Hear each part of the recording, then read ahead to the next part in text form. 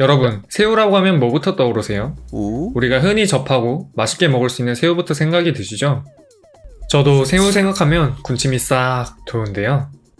그렇게 흔히 볼 수 있는 새우 말고 아주 독보적으로 희귀한 힘을 가지고 있는 새우가 있다고 들어 찾아봤습니다. 오? 오? 생긴 것은 보통 새우와 같은 모양이라서 겉으로는 그냥 새우구나 오? 라고 생각이 드실 수도 있겠지만 거대한 대포 같은 한쪽 팔을 보면 뭔가 일반적인 새우와는 다르다는 느낌을 받으실 겁니다. 검지손가락만한 몸집을 가지고 있고 보호받아야 될 것 같이 생겼지만 사실은 아주 무서운 무기를 들고 다니는 것이죠. 우리나라에선 딱총새우라는 다소 약할 것 같은 이름을 가지고 있지만 영어로는 피스톨 슈림프, 권총새우라는 아주 강력할 것 같은 이름을 가지고 있죠. 저는 권총새우라는 이름에 걸맞게 이 새우가 무시무시한 존재임을 알아채버렸습니다. 바로 큰 팔을 가지고 있는 농개와 소라게와 달리 집게에서 파괴강선을 쏠 수 있다는 충격파를 쏠 수 있다는 것을 알아냈기 때문이죠. 근데 이 충격파는 오? 제 예상과 다르게 작은 몸집에서 나오는 아기자기한 충격파가 아니었습니다.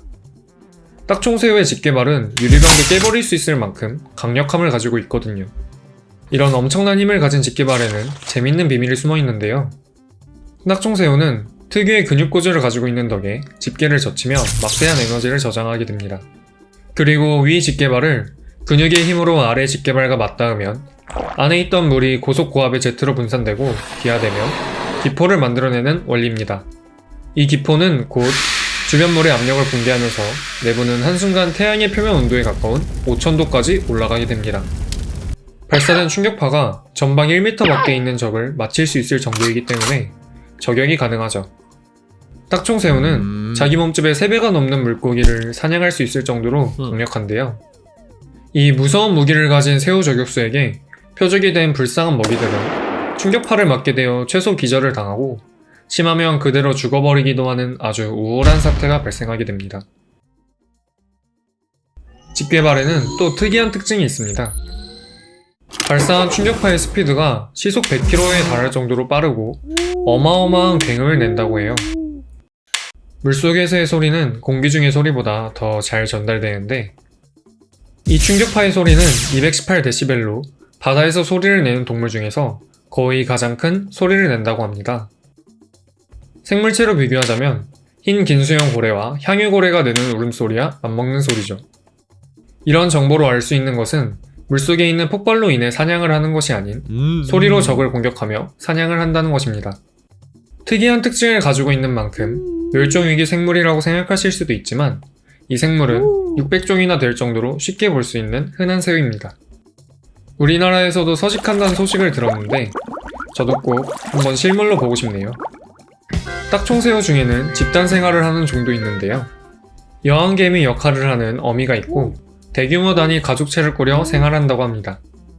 어미는 마치 여왕개미나 여왕벌처럼 알을 낳고 새끼들을 돌보는 역할만 하고 나머지 새우들은 각자 일을 분담하며 개체수는 약 300마리 이상의 군체를 이루어 지낸다고 해요.